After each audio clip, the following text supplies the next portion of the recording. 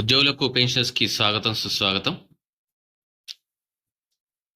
ఇది వచ్చేసి మనకు డిఎన్ఎస్ అలవెన్స్ అంటే ఉద్యోగులకు సంబంధించినటువంటి డిఏల పట్టికలు జూలై 2022 అప్పటి డిఏ 3.64%.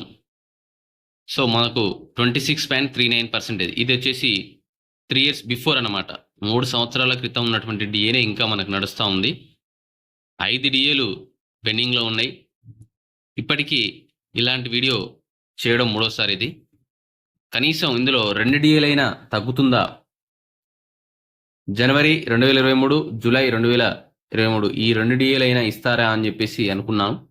సో ప్రభుత్వం ప్రతిసారి మొండి చేయి చెప్తుంది ఉద్యోగులకు. ఎందుకంటే అట్లీస్ట్ ఈ 2023 సంవత్సరానికి సంబంధించి 2 డిఏలు ఇచ్చినా కానీ 2024 ఇక 25 ఈ 3 బాకీ ఉంటాయి.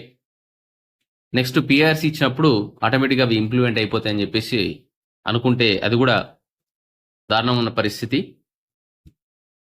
5 డిఏలు మొత్తం 5 డిఏలు పెండింగ్లో ఉన్నాయి. ఏ రాష్ట్రంలో కూడా 5 డిఏలు పెండింగ్లో ఉన్నటువంటి పరిస్థితి లేదు. కేవలం తెలంగాణ రాష్ట్రంలో మాత్రమే ఈ విధమైనటువంటి పరిస్థితి ఉంది. పథకాలు పెట్టడం మంచిదే, కానీ విచ్చలవిడిగా పథకాలు పెరిగిపోతున్నాయి.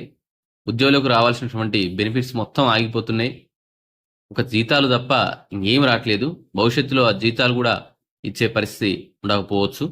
కాబట్టి ప్రభుత్వం ఇకపైన ఉద్యోగులపై దృష్టి సాధించి, ఎందుకంటే ప్రభుత్వం ఏ పథకం ప్రవేశపెట్టినా అది ప్రజల వద్దకు తీసుకెళ్లేది ఉద్యోగులు కాబట్టి, ఈ ప్రజలకు ఈ ప్రభుత్వానికి మధ్యలో వారధి ఉండేది ఉద్యోగులే కాబట్టి, మరి ఆ వారధిని ఉంచాలా లేకపోతే కూల్చాలా అనేది ప్రభుత్వం చేతిలో ఉంటుంది.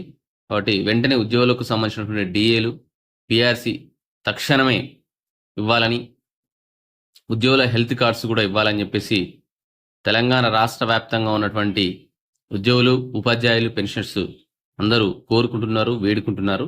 ఇది మనకి ఈరోజు వార్త. మొదటిసారి ఛానల్ చూసిన వాళ్ళు తప్పకుండా సబ్స్క్రైబ్ చేసుకోండి, లైక్ చేయండి, షేర్ చేయండి.